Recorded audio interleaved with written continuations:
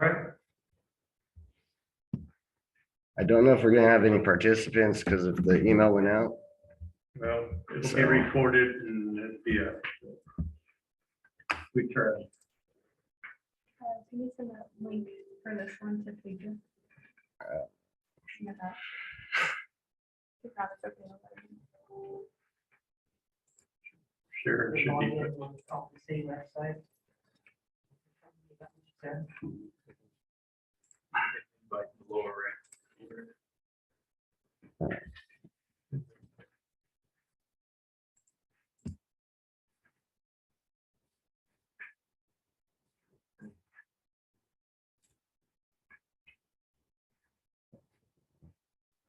Then I'll just paste it in the web.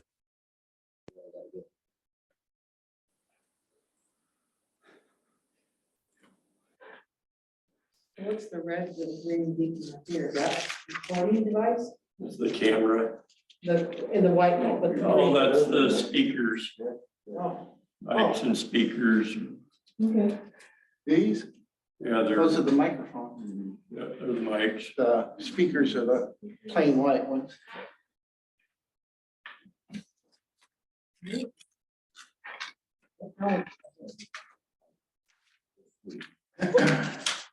We tried. Yeah, just over.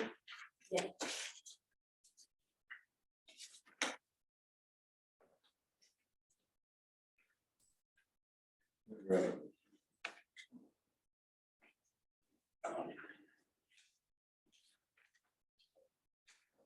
right, we're gonna go ahead and get started. We're gonna call the Yamhill Water Advisory Committee meeting to order. Roll call, please. Kathy, I. Ulrich present. John Christensen here. Brian Jensen here. Jason Walford here. Kyle Adams here. But in here, We have everybody in attendance. Let's go to public comment. Any public comment?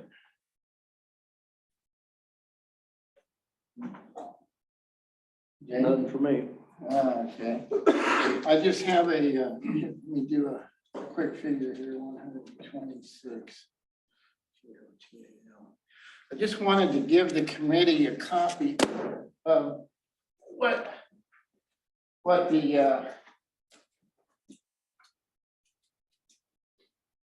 Yamhill Neighborhood Association has set out to achieve signatures. I'll give you that hard copy.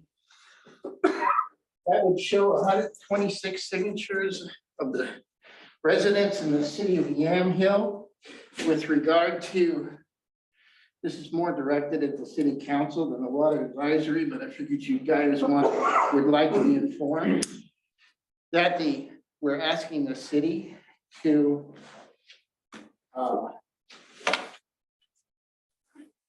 commit to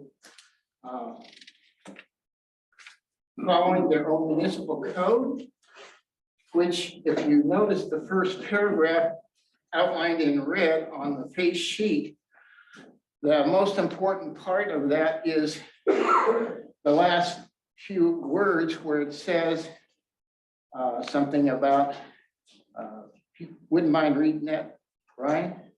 To assure adequate sanitation and water supply to provide for the protection, conservation, and proper use of land, and to protect in other ways the public health, safety, and welfare. Okay, so the main thing is the public health, safety, and welfare, which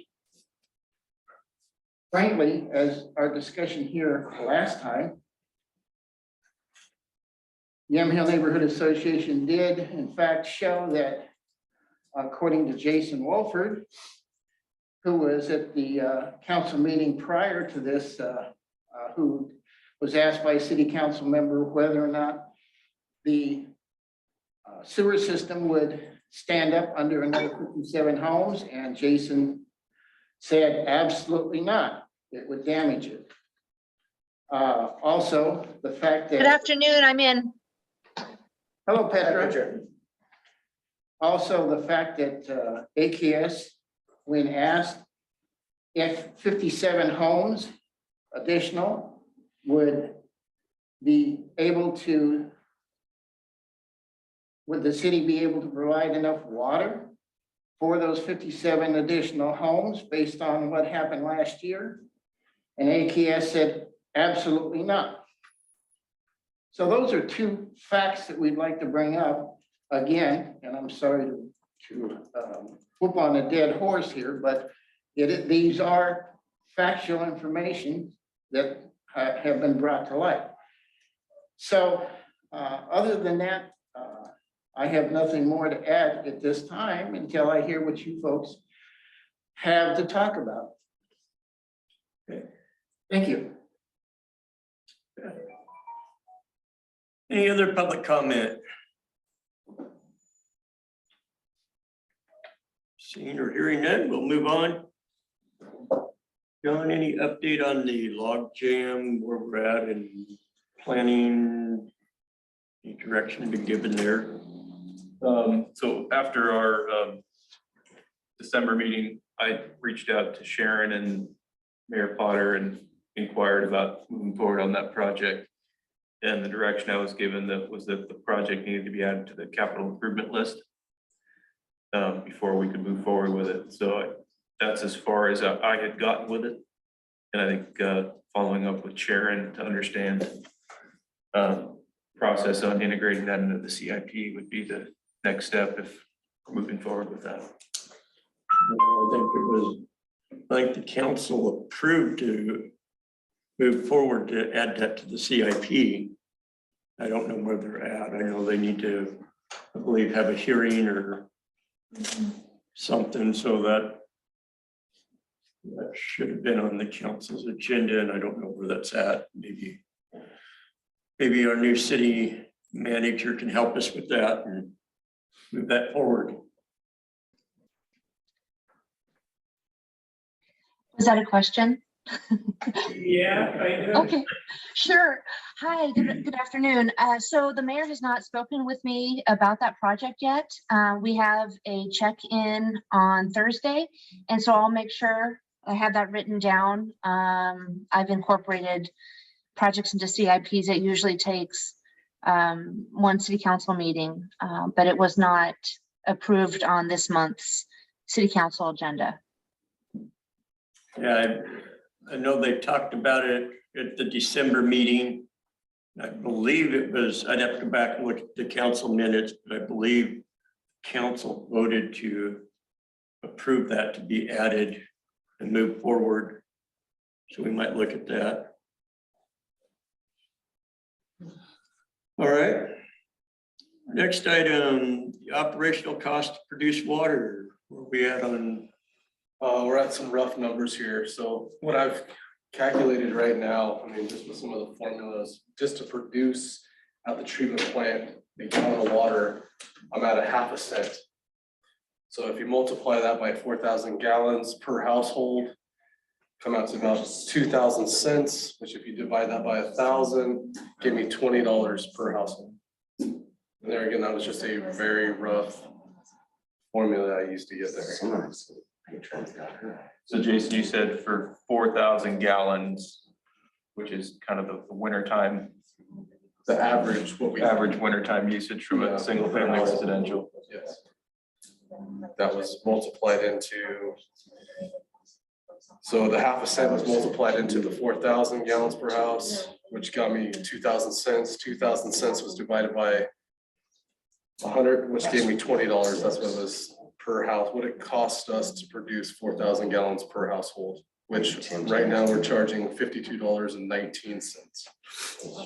The average median was $61.92 in the state. That's what I said. What are you including? So that was just at the plant. So that was chemicals and that was power. That was not, I will say this, that didn't incorporate labor costs to the operator. That was just chemical power cost and the amount of pumps or the pump power that we're using, or horsepower we're using. So like I said, it was, Facilities maintenance and. I can't hear you say that again. What about facilities maintenance? So there again, it was just what it was to produce a 1/2 gallon. I didn't calculate in labor. And calculating distribution lines, right? No, that was, I'm just trying to give you guys an idea of where I was at with it. That's as far as where I'm at. So 1/2 cent is what it costs per gallon to make. So Minus the labor costs, the facility costs, and distribution, so I saw. distribution cost. So that cost will go up. and Yeah, sure. Probably. Any ideas, John, what average is around the state to make water? I don't have that information, no. I'd be curious to hear what Petra would have to say as far as what costs should be considered in trying to evaluate water operational costs. Oh, yeah, no, that's certainly a good start. I haven't taken a look at overhead, but that should potentially be another consideration. And then you can also factor into reasonably known funds, so grants and such, and then that's on the other side of the column, right? Jason and I haven't had a chance to meet yet due to illnesses and such, but we can certainly try to sharpen our pencils and see if we can't take another look at that number for you. But he's on the right track for sure. I think that number is critical for us to move forward on any projects is we need to know those actual costs. Yep. And break all that down. Because the Hillsborough tie-in option is gonna, how much are we paying now? How much do we have to generate? How much can we borrow? What it's gonna cost to pay it back? So, yeah, if get some help on that, that would be greatly appreciated.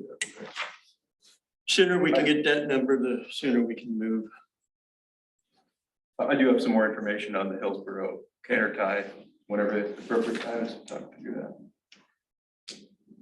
Well, we just add it in right now. Okay. So I took a look and I'll get Kyle this file so we can get it shared up on the screen later in the meeting here. I looked at the hydraulic grade line from the tie-in in Hillsborough down through Mount Richmond Road, tie into the city's system. There's a high point on Mount Richmond Road, which is higher than the water will be delivered from the city of Hillsborough. It's the peak on Mount Richmond Road is higher than City of Hillsborough's treatment plant. So what that means is, you know, in the bigger picture, we would have to integrate a pump station in order to get the water from Hillsborough to Yan Hill. How much higher? So, yeah, I'll pull it up here shortly, but just another cost factor to add in when we start looking at the cost analysis of getting water from Hillsborough, and then long-term operational costs. The implications of having a pump on that line are, you know, having a pump on your system that's not running regularly is not a good strategy. Pumps want to run, they want to run all the time. And so it does, in a way, change that approach with Hillsborough, because originally we were looking at it as strictly as a redundant supply, right? So if you're not able to meet your water demand, you can kick that on. But adding a pump in that system does complicate that. Okay.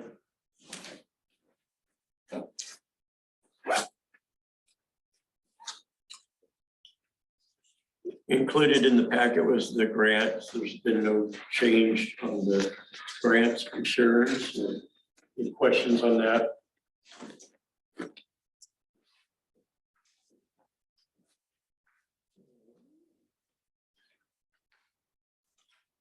Jason, were we able to come up with the cost, final quote for the leak detection and conservation plan? The conservation plan is still at a steady 24,000 for that to be implemented. There again, according to Tim, and he's saying that should be 100% SDC fundable.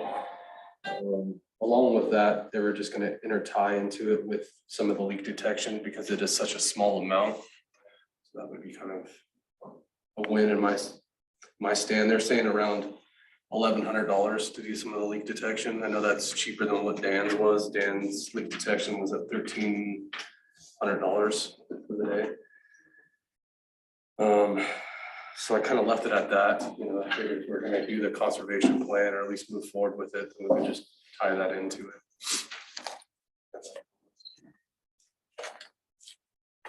As we voted at our last meeting, we voted with the recommendation to move that forward to the council for leak detection and conservation plan and for them to move forward. So I believe there's some money there that can, out of this year's budget, that can do that. So if they're, we'll continue to leave that on the recommendation to council for tomorrow night. They move forward with that. Yeah, that's kind of important, in my mind. Yeah, that's a key spot, and then the cost. Those are the two key things we really need to move forward. Anything else for old business before we move on to you?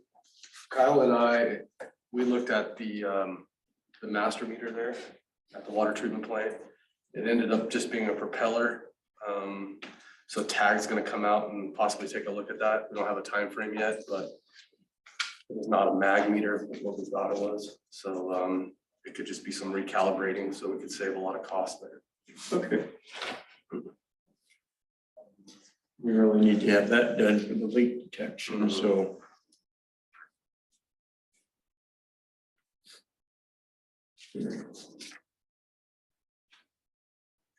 That will move into new business, review of the water conservation regulations. Well, I don't know if we could share that file up online.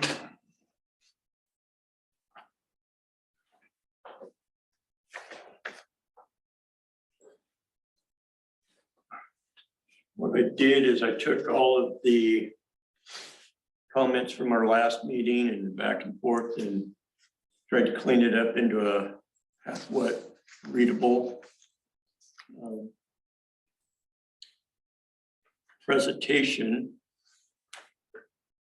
So I took the old stuff out and but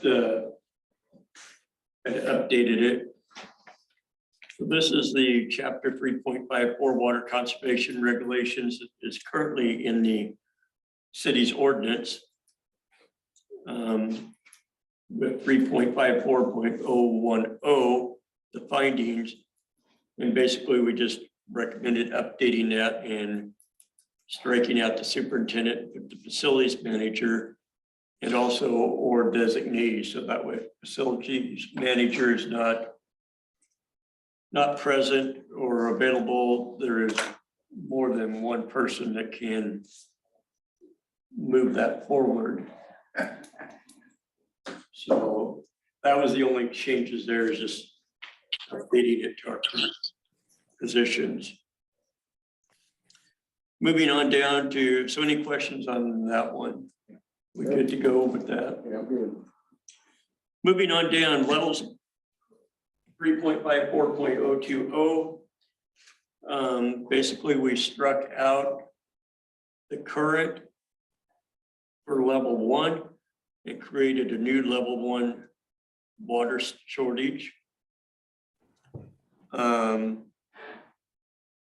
the new level 1 is more of a watch condition. It's kind of giving everybody a heads up, education that, hey, the water in the stream is starting to decrease a little bit. So that's different. Right? Yeah, level 1 is the new. But his screen is different than mine, unless that, because the top one Yeah, is red. yeah. I have level 1A in determining. Did I get the right file off here? Let's see if I got the right file. No, I gave you the wrong file. Well, I should I'm have, I sorry. should have it in my email somewhere. It's in the- It's in the packet. Yeah. I hit the wrong file. Disregard mine. Too much going on.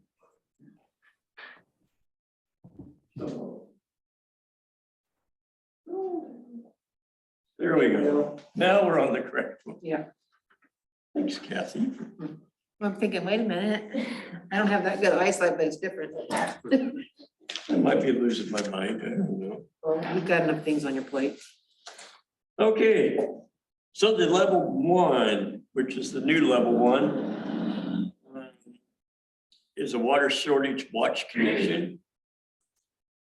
And basically what we put in there is in determining whether to declare a water shortage condition, water storage levels, available supplies, available usage, storage on hand, drawdown rates, projected supply capability, outlook for rain, daily water use patterns, and availability of water from other sources would be considered.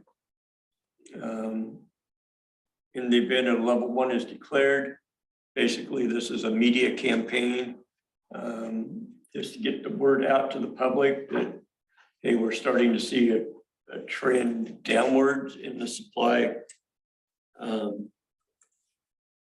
There's no restrictions from normal use, but it's just a heads up. So is that, Yep. we're all in agreement on that? All right. Level two. In the level two restrictions, this is where we start some restrictions. Level two is more of a voluntary. Club shall be encouraged to adhere to the following guidelines.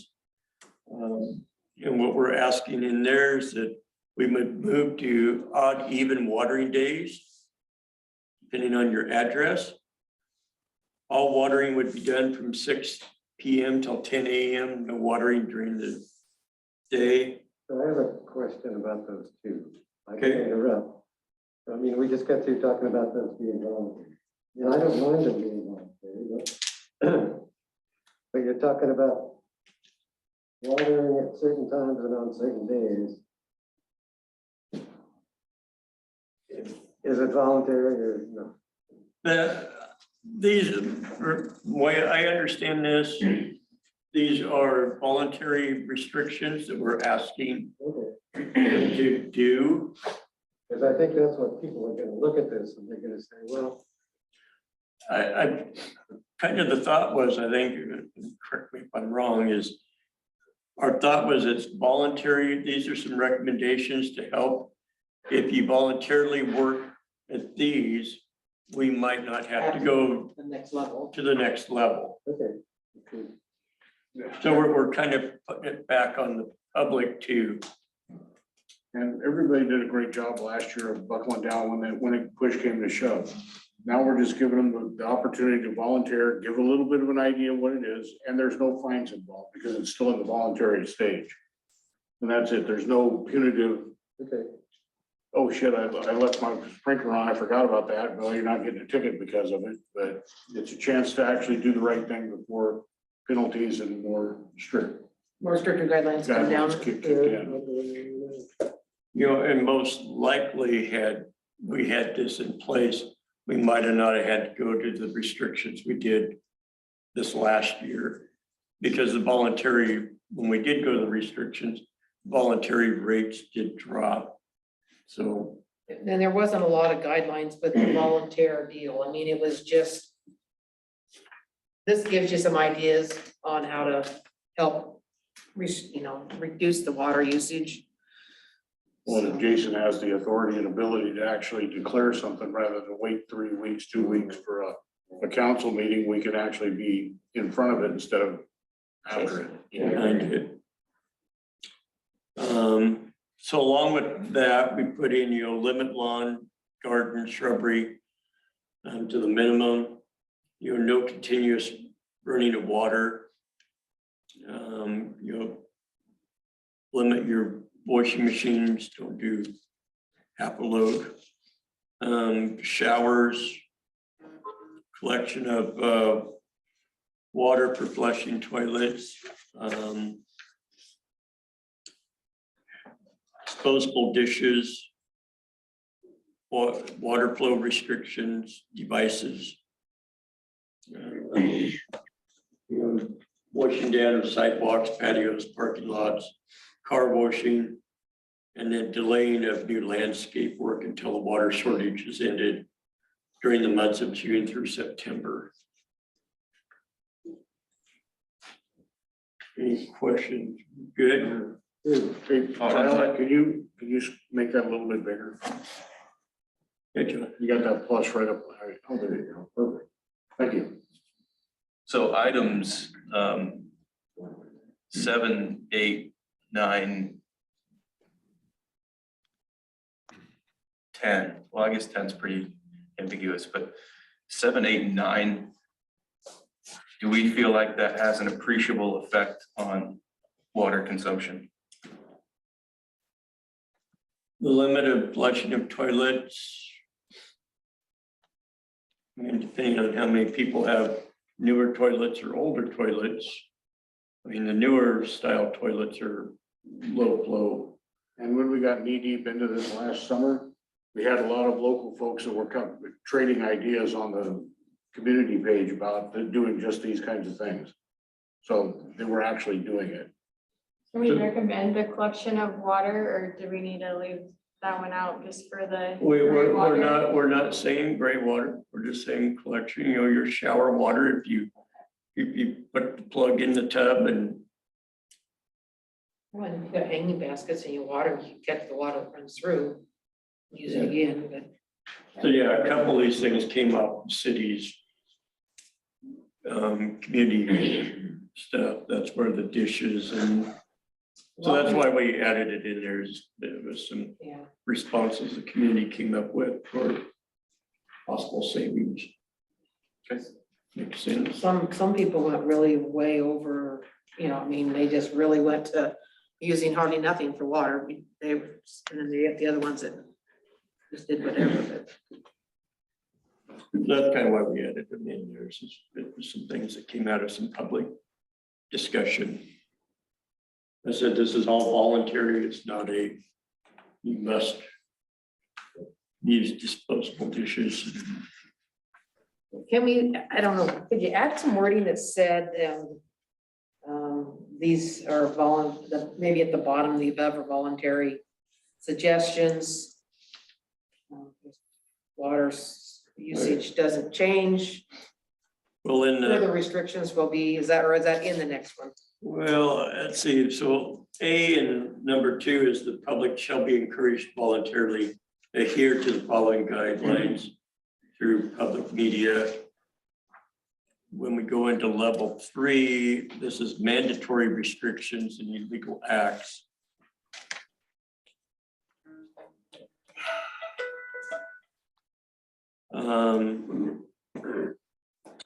So it says any items listed in 2, including the following additional dangers. Yeah, so when we go into a level 3, till it's rescinded, be unlawful for any person to use or permit use of the water from the city for any of the items listed in 2 and including the following additional measures. So basically we took the voluntary stuff and it's now mandatory. If I may, there are, sorry, I came in a little late, the city attorney. The language for 3A says that any of the acts from level 2 will be unlawful at that point. There are certain things like use biodegradable or disposable dishes. We may want to monkey with the language so that it doesn't essentially say it's unlawful to use biodegradable dishes. Okay, Well, can't we just, in the part of A, can't we just leave out that's where we would hand it over to legal and let them do all their little fine tuning. We'll just take that out. We give them the guidelines and Yeah, we're just throwing together a framework. By the time you get done with it, half of it's probably gonna be gone. It doesn't meet legal muster. that work, Nicholas? I can work with that. We're just trying to put together some something to work with. So. Why we have lawyers, so they can deal with all the fine tuning. I guess on that note, are there any things on the level 2 list that need to be added to the level 3 list? So all of level 2 is included in level 3. But we're gonna find that we can't do that. Well, he's just saying that. I thought that's what he was saying. Yeah, we'll probably, we'll have to tweak it a little bit for the biodegradable dishes and whatever else. That one may have to just kind of go away. But the council's got to approve it, read it 2 or 3 times and. They've gotta have all that a- kind of stuff, so it's gonna get, They gotta have a public hearing, and So when does the attorney take hold of this? once the council accepts the deal, then I think it would go to Nicholas for review to update and then a public hearing. Correct, Nicholas? So what it would end up looking like is the Water Advisory Commission or committee would suggest to the council that we should update chapter 3.54. And then this would be the committee's suggestions for how to do the update. At that point, legal would get a hold of it and we would try and put this language in large part into what the suggested ordinance change would be. So most of the, like, for example, on level 2, the language can be changed so that the spirit of it remains. So instead of it's encouraged to do the following things, we can just flip it so that it's we discourage the following actions that are kind of outside that. So, you know, washing dishes with the sink on or something like that could be used in place of use biodegradable or disposable dishes. And that way it re-encompasses all that information. When you say level 3, anything in level 2 is now illegal instead of just suggested. That work? How do you restrict the amount that, the line item 7 says limit flushing of toilets by multiple usages. Level 3 tells us that that is now becomes unlawful to do. So we would change that around to something along the lines of the public shall be encouraged to voluntarily adhere to the following guidelines to Maybe you have to let me relist. think on that for a second. The language it can be written so that this applies. I know this is possible. Well, we could take and relist the level 2 items that are gonna become unlawful in level 3 instead of suggesting that level 2, the voluntary act is all now illegal, or whatever the term is. You just would have to relist That'll work everything. as well. It makes it, we can essentially just change the language so that level 4 and 5 don't reference levels 1 or 2 at that stage. They just say levels 3 and above, and 3 has all the restrictions that you would want that are now firm restrictions rather than just kind of suggested restrictions. and that could all be done when you're going through legal, right? Yes, essentially what you'll present here to the city council as an advisory opinion doesn't actually end up being the language that necessarily is approved by the city council. You would make a suggestion to city council would either say, yes, we like that suggestion, or no, we don't like that suggestion. And then they would say, all right, if we like the suggestion, we're going to update our code, which then requires an ordinance. So we would actually end up writing an ordinance in this case that would be a redo of portions of the code. So basically, they'll take our suggestions, tweak it, whatever. It may not look close to what we have now. It might not be what we gave them, but We it's, got something started anyway. I Yeah, mean, it'd be nice to be able to see the, after legal gets done with it, what we're looking at. I know that, well, the council will have to have a public hearing on the Sure. ordinance, so. So Nicholas, are you good with what we have here right now as far as a Yeah. recommendation to council? Yeah, I can work with the language to get it to something more kind of council friendly. Once we know the council says yes or no, my assumption is they'll say, yes, this is a good idea because it does need an update. And then we can edit the language from there. Okay, so would there be any problem if we presented this draft to council tomorrow night as a recommendation from this committee? There wouldn't be issues with that sort of a recommendation. Because it's a recommendation, it doesn't end up, like, the council can't simply say, yes, we accept the recommendation, now it is law, because it has to go through the legislative process. But in essence, this can be your suggestion and kind of the document that says, we have a suggestion to redo this portion of the code. Here is what our suggestion would look like. And the council goes, great, we love it, and we'll work with that. Okay. Does that work for the committee? Yeah. Okay, I think you have a lot of choice. well, it's a start. Yes, it is. So moving on to level 3, 1 through 6 is out of the current restrictions. 7, 8, and 9 were added to that. We did put in there some exceptions to level 3 restrictions, which is B and C, the athletic field. But we also noted that the facilities manager or their designee will determine if any water and what would be available for athletic fields.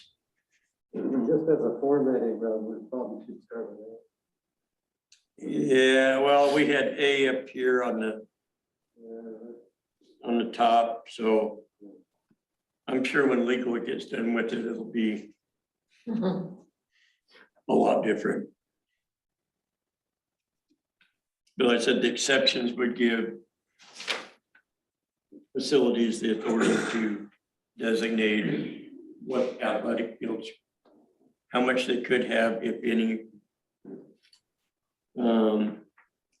And then C and D were already in the current ordinance, and that's DEQ and some state requirements were already in the current ordinance. And then we added E, as an exception, anything that serves pets or livestock or animals. Just so I know for later when I'm working with this, when it says incidental uses of water, including bird baths, garden ponds, or pools, is that like a recreational swimming pool you're referring to there, or like an ornamental pool in a garden? That'd be ornamental. I think it's got to be serving for pets. So if you got fish, livestock, or animals in those pools, ponds. I think if you just have a water fountain going out there and you don't have no fish in it, I would see that would not be. And most of that shouldn't take a lot of water. Yeah, so You refill the bird bath or whatever. So if you had a koi pond in your backyard, you could keep water in there. I think you run into some issues then if your animal neglect or cruelty or something, if you're not giving them water. Yeah. I'm sure there's some other legal things there. That's a good addition. So, any questions on level 3 or good with a recommendation? And then we move on to level 4. Again, we added a little bit to what was already there.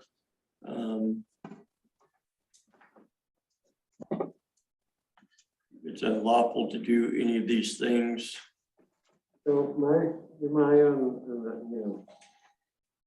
to me, it makes a lot more sense. It's a lot easier for everybody. If you just say you can't use city water for any outside use, great, in that first section, and then you can list the exceptions.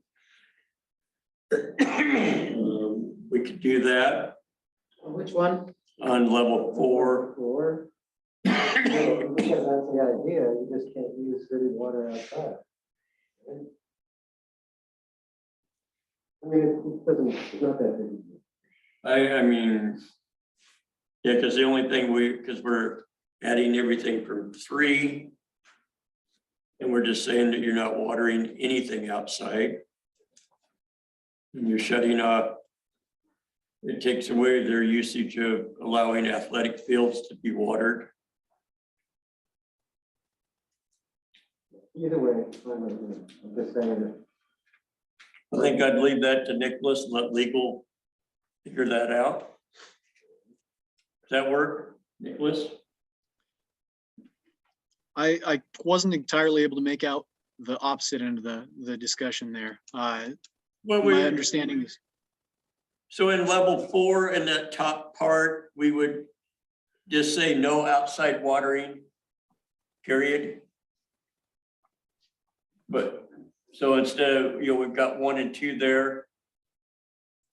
It would just say no outside watering, No outside use. no outside use, and then you'd have the exceptions to level 4 restrictions, which is the DEQ and safety and welfare, and then the pond thing again. sure. Does it meet the intention of the committee? If, for example, if you had pots of tomatoes that you dragged into your garage, you could then water them because they're not outside? Or would that be, it's not enough water to worry? I mean, if they do that, I don't know how you're gonna track that down. I mean, They can still use their water from their shower or whatever to water their tomato plants with, yeah, right? yeah. So who's gonna monitor that? I think if we get to that point, we're getting real nitpicky and Yep. if we're to that point, the world's coming to an end and we might as well. Yeah, I kind of like it, like it's written at the moment, because it does give them something. Kyle's gonna start. Kind of looks like. Mobile garden. Any other questions, comments on level 4?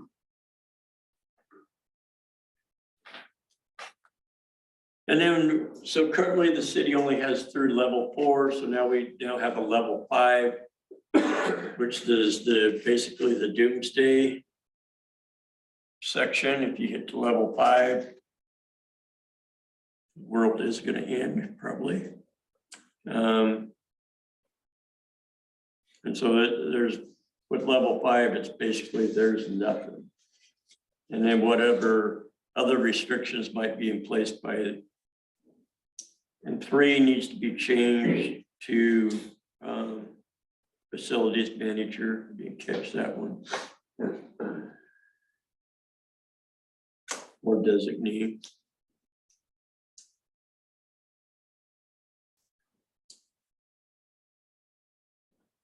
So what level were you in last year when they started hauling, everybody hauled water? We were in level 3. So we didn't. Level 4. Which would now be level 4 under Oh, the the new rules. new Or the new guidelines, suggested rules. Okay. the suggested rules. So we're starting out with educational first, a voluntary, then a restriction, a little tighter restriction, and then it's all over with. So if that, Hopefully you got family and friends that don't live in Yamhill, you can go wash your clothes, get a shower. so does that make sense? Is that a little better for the public to understand?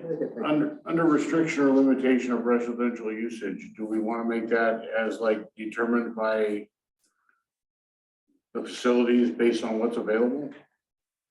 No.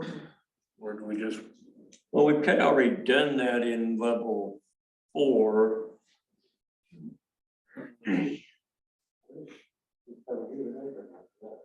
I think level 5 is when you're got dust coming down the pipes. Yeah. I think, and then that's, So basically, when we do level 5, you gotta figure out how you're gonna restrict each. Well, there's so many. yeah, I think I'm sure Nicholas can kind of tweak this, however, but other actions deemed necessary by the city administration. And I think we probably, Nicholas, we would change that city administration to the facilities manager and or designee.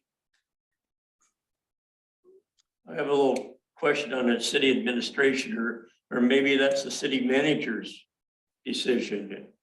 How does that fall in? This instance, I think, would actually be a city manager style determination.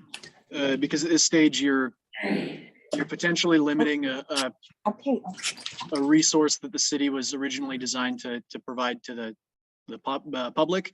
And that's a contract with the city itself. So it would be the city's legal side that would actually likely be making those negotiations, or the city's manager. Okay, so we'd probably want to change that to city manager there for the. But if you don't have a city manager, you have an intern right now, right? We have an intern, hopefully they keep city manager. City administration typically fills the role that you would have for city manager. The manager is effectively the city's administrative head. So if we do that by necessary by city administration, it effectively encompasses manager as well. If for some reason they don't decide not to keep a city manager and just go back to a city recorder, how would Then that it would play? be whoever's at the top of the chain of command is the one making decisions for city administration at that point. If the org chart ends at the city recorder, then the city recorder is the one that has the final say as city administrator at that point. We'll encourage them to keep a city manager.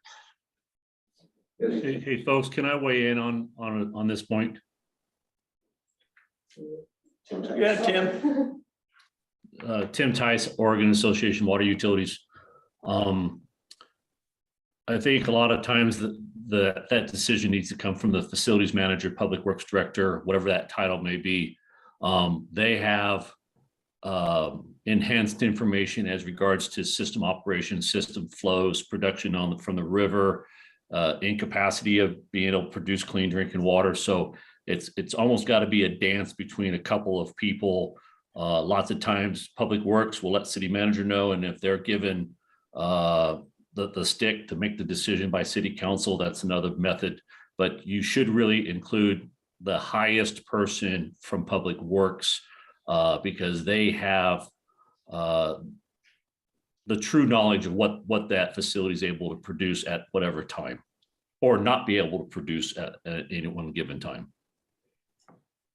And I agree with you, Tim, and that was kind of my concern in that city administration, just who was going to do that. I think that public works needs to be the key. It can be a joint decision. All other actions deemed necessary by city administration and the facilities manager. Yeah, that would make sense. At this point, it's a catch-all phrase rather than a limiter, so it's not necessarily a bad thing to open it up wider. We'll let you tweak with that when you get it. That makes sense. Yes, it does. I think it makes sense to have both of them on there. I mean, this level 5 does go beyond just the creek having a low water level. I mean, this is like emergency scenario, earthquake, there's some contamination. I don't know. Log truck flips over and gets stuck in the creek and you can't generate. That isn't. No, well, yeah, I mean, if you had a landslide that took out your transmission line. Yep. Yes. So level 5 is more of a emergency, real emergency, severe. Yeah. So we never see that point, but Exactly. I think we need it in there so that if Yeah. it does happen, there's Well, a guideline to follow. Why, the ordinance, I don't know how long they've been into play, but the last water shortage was 20 years ago, so it's kind of hard to be prepared when you haven't had an issue Yeah. for 20 years. So it's kind of a new law. Yeah, I don't remember when they did these last, I don't have any on that one. 2001. last water shortage? Is that what they? No, the ordinance, I don't, Is that what the ordinance covered? who knows? Couldn't tell you, I'd have to do some research. And then with the enforcement, we didn't make any changes to that. I think that's already current. Again, I think the only update there would be, depending on what the city does, imposed by the city managers, the city recorder or council, just to clean up what are current. One thing that did come up in discussion that I'd had at the office, it might be relevant to suggest some sort of process for contesting the warnings or citations. During the last water shortage, there were quite a few instances where there was uncertainty about whether or not someone was watering their yard with city water or watering it with water that they trucked in from elsewhere. And that sort of process seems like it may have had an effect on enforcement to some degree. So having a contesting process where essentially you can say, I did truck in water, here's my receipt, I can prove it, would in effect encourage enforcement because it limits the impact of an incorrect decision. Along with enforcement, don't we need to have some kind of proper investigation before we get to enforcement? Instead of somebody just saying, well, so-and-so's watering and city sending them a letter, or shouldn't we have some kind of reasonable thing that somebody actually investigates that before we Yeah, get to that? that would be necessary for the citations themselves. Absolutely. You would have to have some basis for the fee or the fine. But even in those cases, in many of these instances, for example, an officer comes by and sees water being shot out of a sprinkler, doesn't necessarily know that it's like a rain barrel in the back had been filled up. The triggering events based on this statute or this code is essentially, do we see someone doing the following actions: watering their yard, watering a car, something like that. And the investigation would have to be something that includes information from well before the event that triggers a citation, or potentially during the time of the event that triggers a citation. So it can be complicated to say that essentially that like the officer would need perfect information in order to drop a citation in this instance, just based on what the kind of enforcement mechanisms we have are for it. And I did look up the ordinance 456, which is referenced in the penalties. So I don't know what that's. I was gonna do that, and I didn't get time, so. I don't know what's in the city's ordinance there. So I have a question on the enforcement stuff. Yeah. So on this A, and I'm only saying this because my water district people, when I send them a certified letter, they basically know I'm gonna shut them off. So when you put that certified letter, it just complicates the mail issue, and most people won't pick it up. I mean, they just don't. I realize it's this process, but you're not gonna get the results, I think, that just sending it regular mail, but then you don't have it or handing it to them, one or two. And You Nicholas, get more response out of I sending do. us a standard mail than. I get far more response because they'll open it up, not knowing what I'm up to, or I go stick it on their door or walk in, knock on their door, because I have turned off like 2 people in the last 20 years, but most of them figured out that when I sent them a certified letter, I was sending them that letter that I was gonna turn them off, so they just didn't pick it up. So then I'd have to go down and go knock on their door. Nicholas, isn't there some legal guidelines we have to follow on that? Probably. Essentially, the regular mail is usually done in tandem with certified mail, but certified mail provides the city with essentially a paper trail that says we did send the following message. It was picked up by a postman and sent to the following places. So you need that certified receipt to be able to show that you've followed by your own ordinances. Typically, as far as law is concerned, in most cases, when you actually send the letter, when you put it in the mailbox or hand it to the postman, you've done your job. It's not necessarily relevant whether the other party has opened the letter and read it necessarily, as long as you have sent it accurately to the right places, and you can show that. And so in these cases, where sending a letter of warning by certified mail, if the party that's getting this letter of warning doesn't read or acknowledge it, it doesn't change the fact they've received their first notice of violation, and you'll move down the line to second, third, fourth, and so on violations from that point. So it's not necessarily relevant that they don't read the letter. We would like them to. It would help. It would reduce strain on everyone in the process. But as far as the city's concerned for enforcement, the fact that people don't necessarily read certified mail doesn't change the city's obligations, and it doesn't really change the outcomes. We can change that so it's the city sends it by regular and certified mail. So the person would just get a barrage of letters at that point. And one of them would be kind of more clearly a frightening letter, and the other one would just have City of Yamhill's letterhead. But it doesn't change the city's requirement of sending certified mail. I don't see why we have to deal with it. I mean, It adds a lot of cost to that certified. yeah, It sounds like enforcement is not our thing. it, of course, You mean our group? Yeah. Yeah, and you're correct. It's not our- I again, I think that'd be something that maybe just recommend that the council have their legal review the enforcement and make sure it's up to date and in compliance with current laws and regulations. Any additions or corrections to what we've drafted here? So maybe in addition, in my mind, would be how we're gonna administrate, or how we're going to get, if you're gonna send it out in public awareness type of deal, when summer comes along, you're gonna send it out with their water bills or whatever, but how are we going to, can we state how we're gonna deal with when the restrictions start coming down? How that information is gonna get to the general public? And I think we're gonna, I'm gonna lean towards the interim city manager to help us with some guidelines on this. I think she's got some ideas. I've heard of some Facebook and stuff for the city. And I think the city needs to get on board with that. So did they, any posting get done like at Teeny or?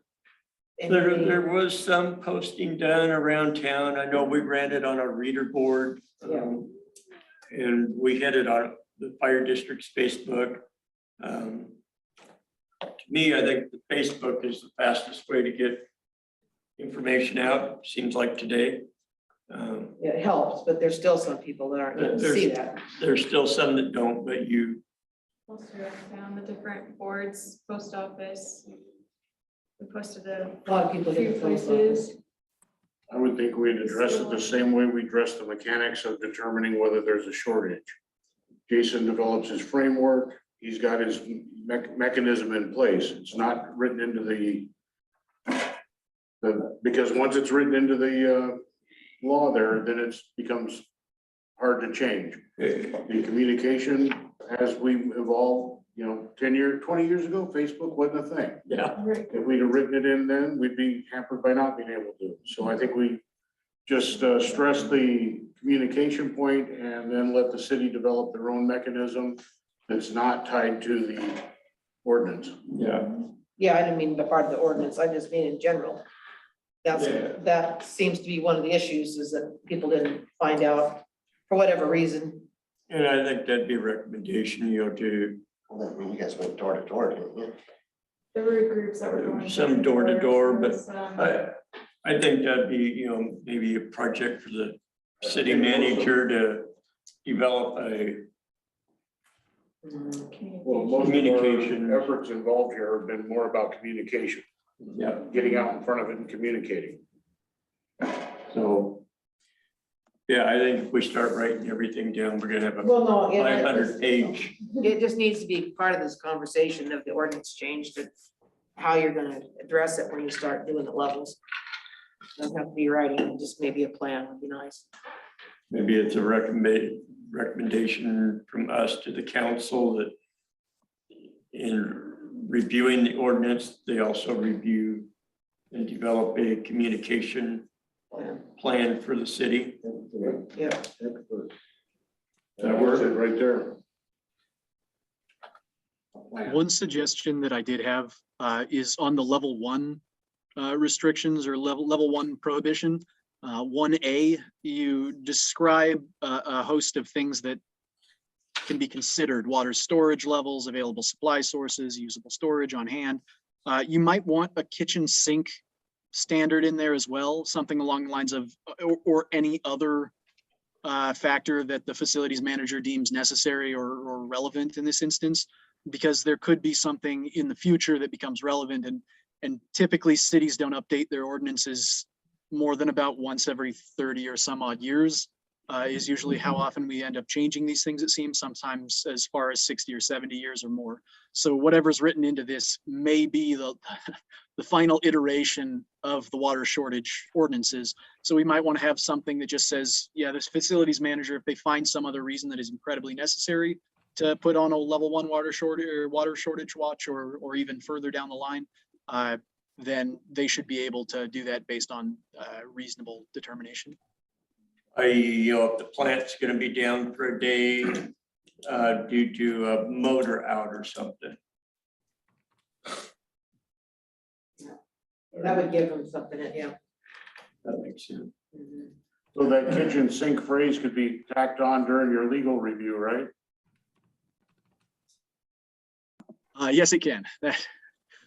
Typically what it'll end up looking like, just to give you an idea of the process, is once the city council says, yes, we'd like to update this, my office will draft an ordinance, a draft ordinance that then gets sent to the city council, which they will approve or add comments to. The public will look at it and add their comments to it. And so whatever we end up drafting in the legal side of things, it won't be the final iteration. And typically we just act on what we're told to do. We don't really kind of build our own parts into it. So the public comment section that comes likely in a month or two at the city council level, that will be when most of the changes or substantive additions will happen based on what the public wants. Jay, you had a comment? The position titles referenced in the ordinance need to be consistent with the city organization. We don't have a city manager. It's a city administrator as identified in the city charter. And one of the lines listed the public works superintendent, which we no longer have. And those should be changed to probably facilities manager. And that's what we did in here, is change Okay. that.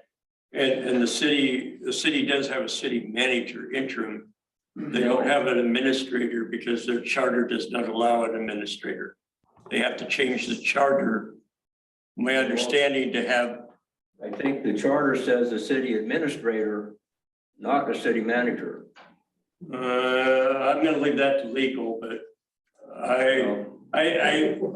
my understanding is that they can't have an administrator because the charter does not. I think my recollection is I was on the committee that did the revised city charter, and that was a point of discussion. I'd have to look back at that. That's what I'm gonna refer that to legal. That's what Nicholas gets paid for. Whichever is correct. That, yeah. So with that, are we prepared to make a motion to recommend this draft to council tomorrow night for their consideration to move forward? What do you think, Jason? I like it. I stand with it. Gives you the tools you need? Mhm. I would agree then. I think adding that portion to give you a little more say at the level 1, if something else were to happen. Yeah, I do like I that. think that needs to definitely be included. 'Cause we don't know what That's a will good point. happen. Exactly. It could be outside of the road. Right. Water. Tim, any thoughts? Way out west or? Wherever I am. No, the only comments I would have is just kind of thinking I like what I'm hearing. There are triggers and alerts that should go into a management conservation plan. That will have to be aligned with whatever you folks decide that you're going to want to do. From our perspective, I don't even know if we're doing the management conservation plan for you, for the city, but bottom line, you have to put a lot of emphasis on the operational side of that water system. You know, I heard a log truck rolling across the transmission line and no water to the city. Yeah, small percentage of that could happen. What we try to do is just generalize that if A happens, then we automatically move to step 3. And in the meantime, everybody's under 1 or 2 per se. If the capacity for the treatment plant erodes to nothing and all you have is a storage reservoir full, you move to a point of distribution where literally people show up with buckets of water, buckets to fill full of water. So these are some of the things that I'm not sure if you're going to kind of tie it all together from the operational side, but maybe something that you'll want to consider. Okay. And I think, you know, working with Nicholas and the council and Jason, we can get all that tied in there, hopefully. Makes sense. Robert, comment. So while we're on the subject of enforcement, I want to go back to that point that Brian made about a pond and watering animals and whatnot with that water. I want to bring to the council's attention that according to the contract or agreement of the 10 water districts that have filled out an agreement, the agreement specifically states for domestic use only. So if you look up the domestic use only for water in Google, it says for bathing, drinking, washing, and other household facilities. It does not say watering your horses, your cows, your sheep, or any other animal on your property. So my question is with regard to enforcement, who is enforcing the domestic use policy in the 10 outside water districts? And furthermore, with that said, how does that apply to the 552 residential customers that get water and provide water for their dogs, their cats, their. And that's where I think you'd run into legal, and Nicholas probably correct me, but if you say for domestic use only, that means people inside town cannot be watering their dogs, their cats, their Right. everything else. So you can't have a double standard there, correct? That's the point, yes. Likely in this case, if we're using the phrase domestic water use, we'd be running off of what the Oregon Administrative Code has. And in this instance, domestic water use means water used for human consumption, household purposes, domestic animal consumption that is ancillary to residential use of the property or related accessory uses. So humans and pets. Livestock gets a little bit into the gray zone. It's typically not considered a domestic use of water for watering livestock in particular, because that's closer to a commercial or agricultural use of water. But domestic in most cases is, it's not necessarily just bathing or drinking, it's typical household uses. So in some cases, washing dishes is considered a domestic use of water. If you're, using like restaurant quantities of dishes, then it's no longer domestic at that point. It's sort of in the gray zone of Oregon water law, which is 160 years of kind of spaghettied law. I think we just have a lot of concern if you let, I can water my dogs and cats in town, but you can't water livestock. Again, you're gonna fall into some other legal issues as a property owner, that abandonment of livestock or cruelty to animals, or I'm sure there's something out there that somebody would come after you. Hey, folks, They could bring to your water for their attention. livestock. Yeah, Tim. And I'm gonna let Nicholas kind of jump on this bandwagon if he would. You may want to tie this phrasing in with what your water rights permits say. Domestic use is a term on a water right, but if your water rights reflect quasi-municipal, that might get into an entirely different definition and term and uses. So with that, I'll turn it over to Nicholas. I suppose we can look back at all the water right permits for the city and wander through exactly what they permit or allow. Livestock is the only one that we'll see where that goes. I'll look into it and kind of come up with a final memo on that for whether or not livestock are encompassed under domestic use. My gut instinct at this stage is to say I don't believe livestock is considered domestic, but it's been treated that way for quite some time. So you have kind of the law goes both ways is like what I'm assuming the outcome is going to be on this. I could see everybody saying, you know, that horse is my domestic pet and that cow is my domestic pet. Well, I agree, we present this draft to the council, and they'd be encouraged to develop some sort of media.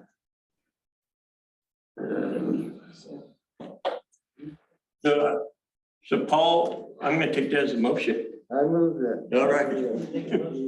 I second. Kathy seconds. Any discussion? With that, roll call, please. Kathy Phillips, aye. Ulrich, aye. Mullin, aye. Jensen, aye. Walford, aye. Adam's eye. Adine, aye. So we will present that tomorrow night, this draft recommendation of updates to the council and recommend that they move it over to legal to clean up all the gray areas that we left. And also recommend to the council to develop a media plan for updating the city. Right. Yeah, right. So Yamhill Neighborhood Association would like to make the fact known for the record that based on a July 15th city council meeting where Jason Walford addressed the council members with his plea that we were running a little short on water and that the council should in fact enact a measure to notify all the water users of this crisis that may be coming up. Am I correct there, Jason? Can't stand by the date, but Okay, but you remember the question? I believe so. Yeah. So with that said, and I know you guys are working on it, trying to get it resolved here, but I want to make the fact known that not until after the August 5th emergency meeting of the council was anything, and I mean anything, brought forward to notify any of the residents in any part of the city of water users, any of the restrictions. And then, and I'm going to be kind when I say this, haphazardly was the information relegated to all 971 of water users. That I'll just leave it at that. And I think that's why our recommendation to the council tomorrow night is that they update their media plan and getting the information out, developing a plan to do that. And so that's our recommendation. We just voted on and to approve. So hopefully our goal was to try and have something to council so council could act on it, get it in place before summer. And so that's. So we don't have a repeat. So yes, we don't have a repeat. So hopefully the council will take our recommendation tomorrow night. Hopefully they will jump on board and go with it and direct Nicholas to clean up what we just presented to him. And so we can have the public hearing on the ordinance change and get it in place before summer. And I'd also like to add for the record, when we went out and collected over 126 signatures in this city,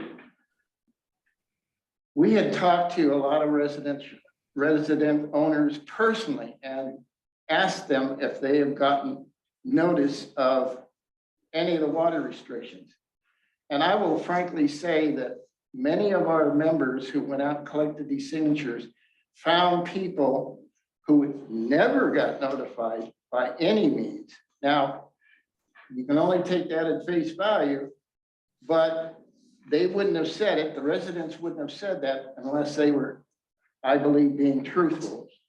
So with that said, instead of just going out door to door and passing out leaflets or posting something at the post office, hoping somebody would see it, or at a T&E or whatever, the Yamhill Neighborhood Association believes that the way to reach all the water users concisely and consecutively when a crisis develops is to send them notice by post office.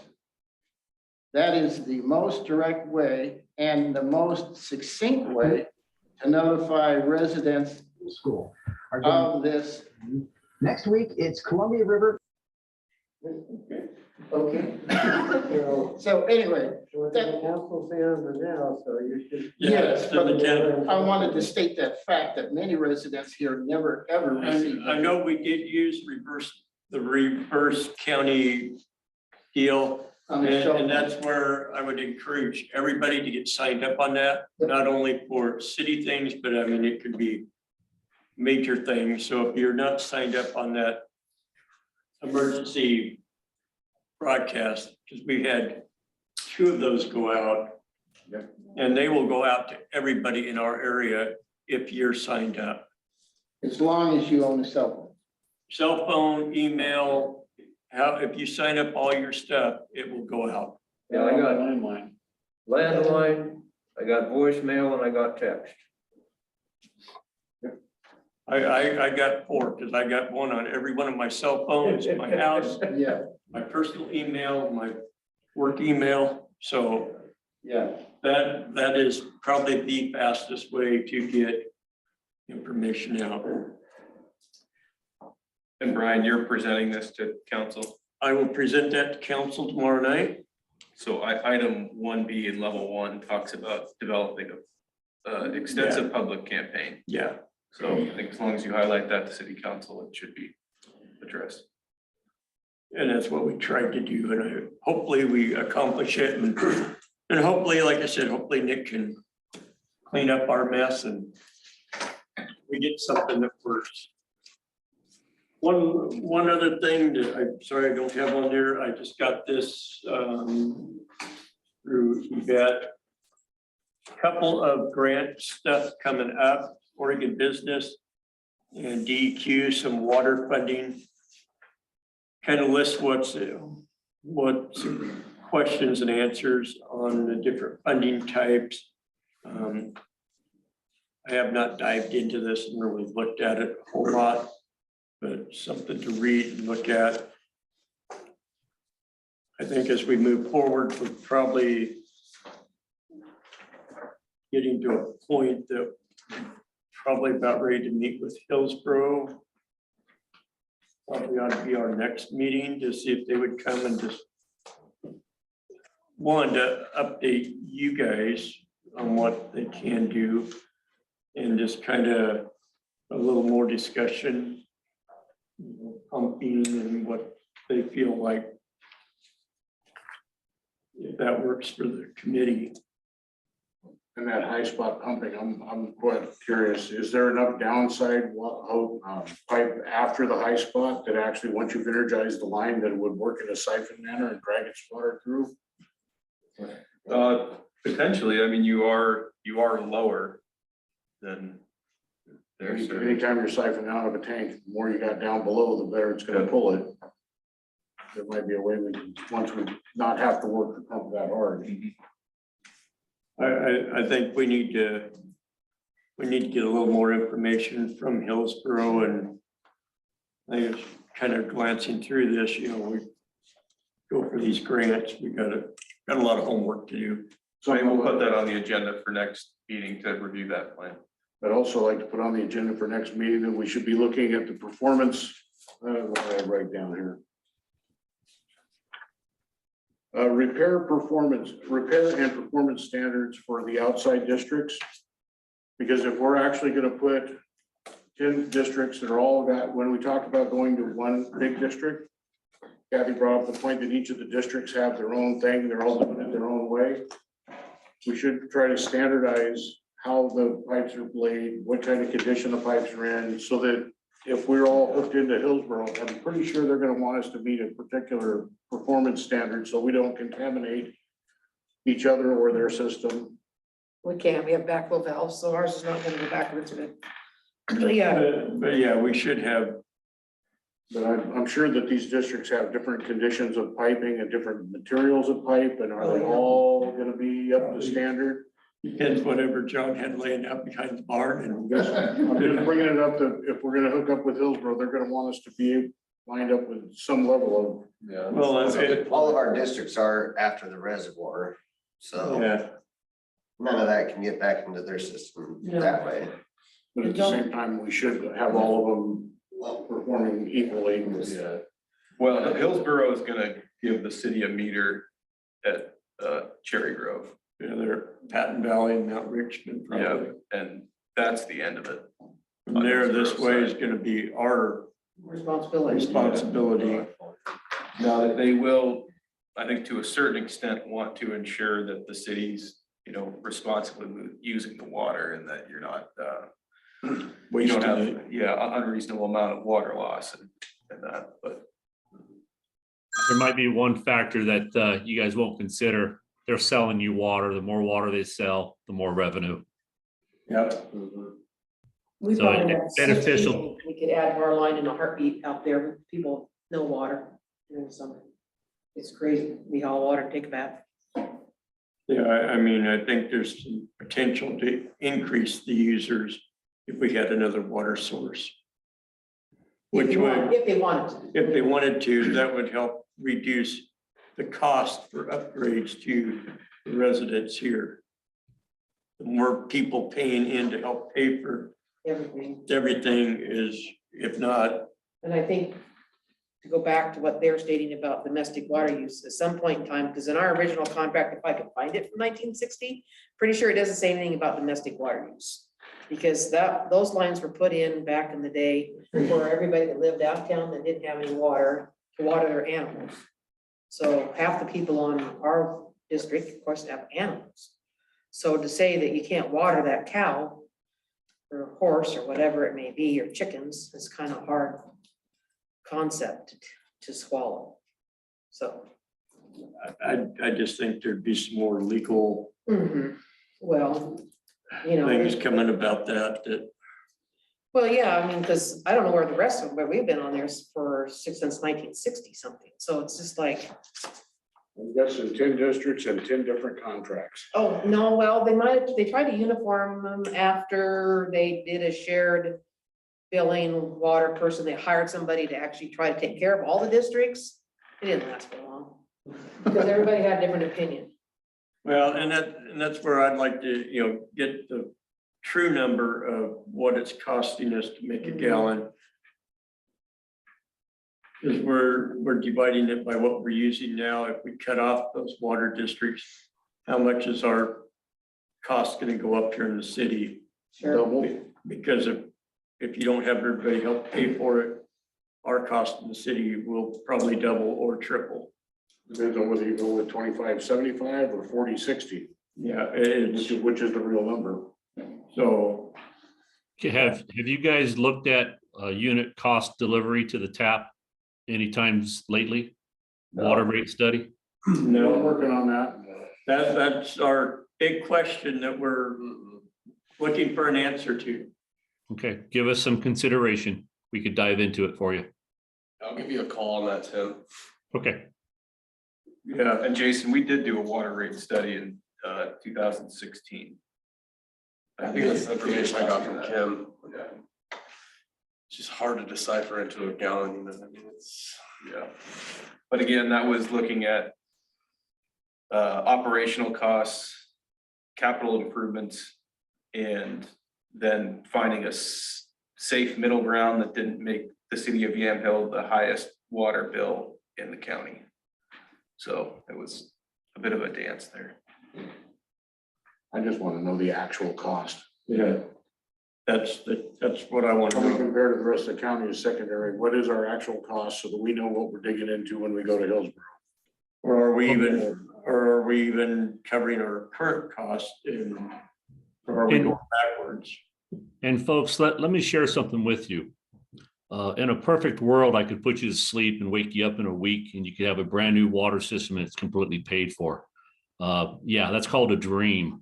One of the things I don't want, I would highly recommend you not get into is comparing water rates from different communities for the very simple fact that if Yamhill is looking at a dilapidated system with some really high money's going to be spent for upgrades, that's going to be a much different impact than if you're looking at somebody like maybe Carlton that has gone through these upgrades 10 or 15 years ago and they still have 20 or 30 years left on their water system.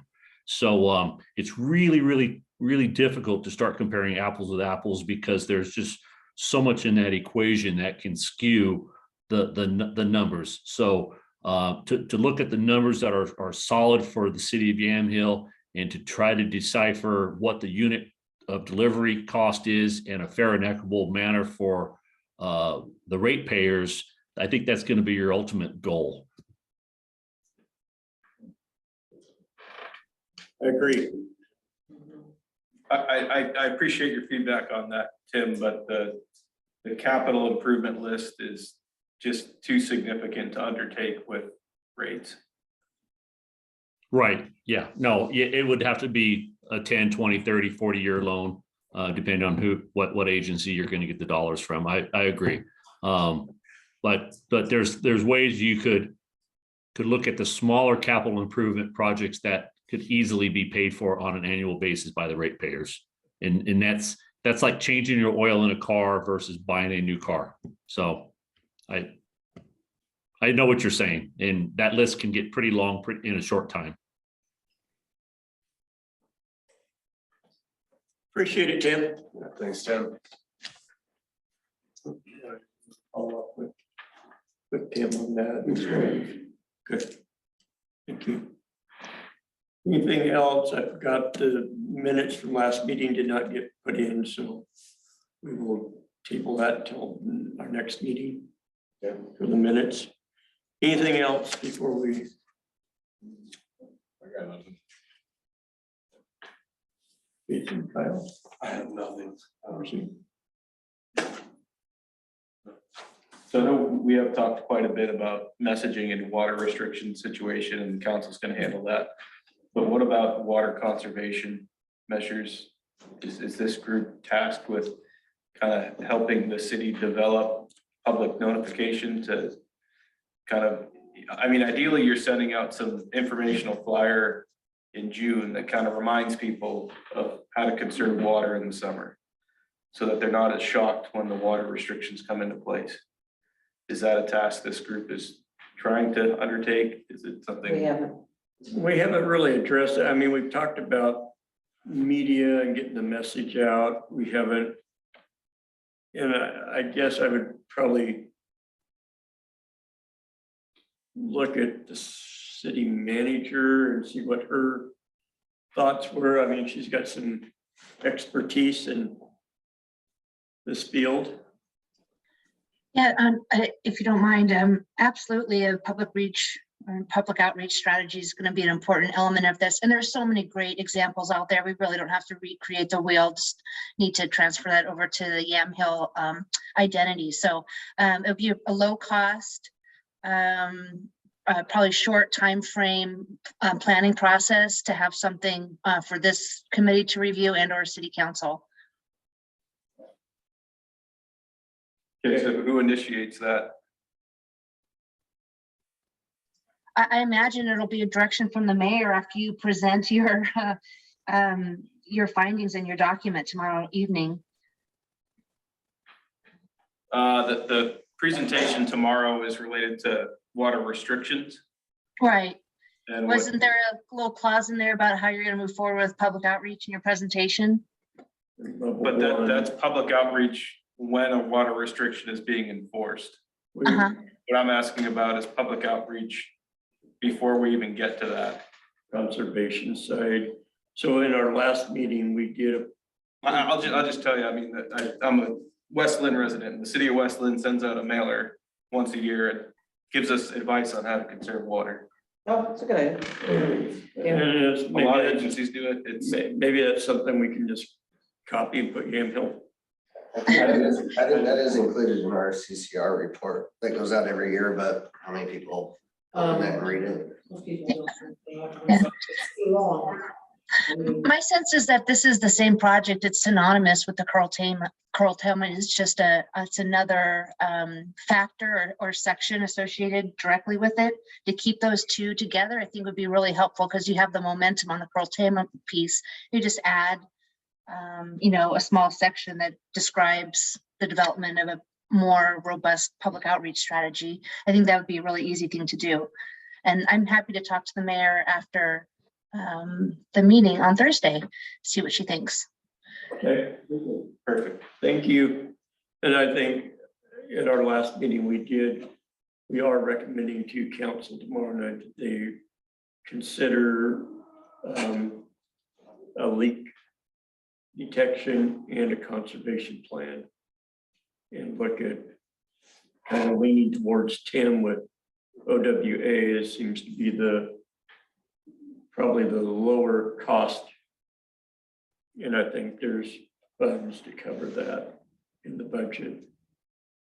I think that's a key thing, and that was a motion that we made last meeting to recommend. So that will be included with this tomorrow night. Okay. So. Anything else, John? That's it. Thank you. So what's on our list? What are we gonna start tackling then for our new business for next week? I think in 2 weeks, I think, our repair performance, address that, come back with some thoughts on that. I'll see if Hillsborough can maybe zoom in or be here, at least update you guys on what the meetings we've had with them in the past. So you kind of get a fresh start.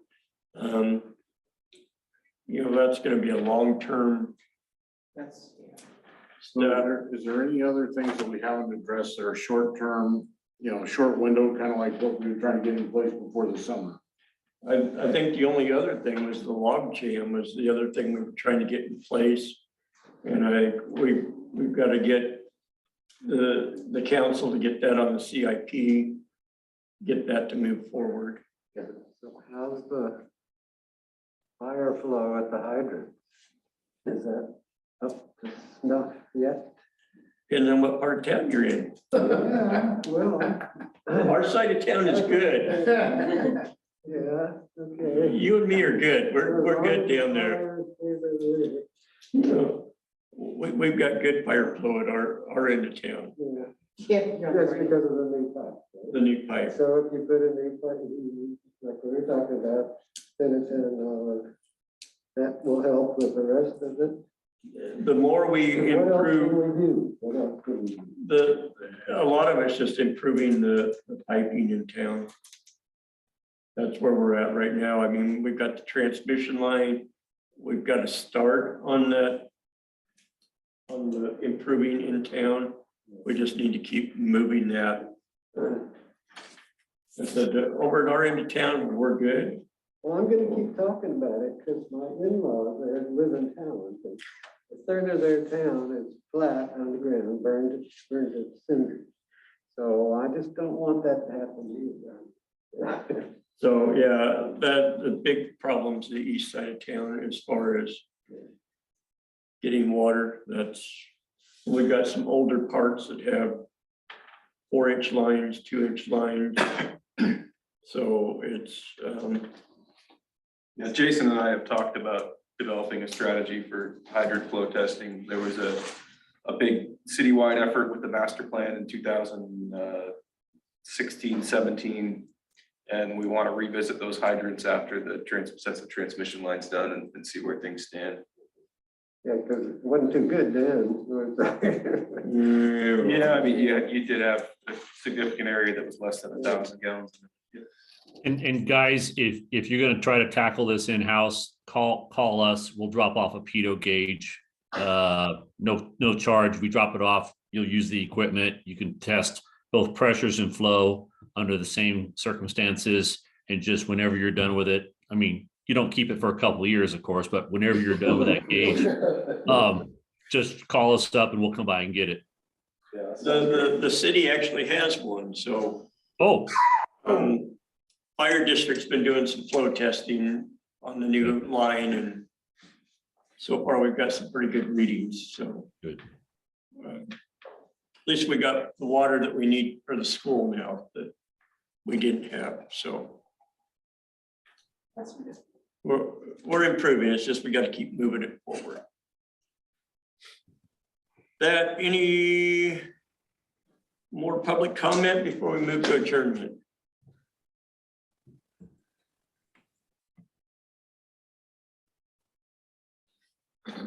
nope.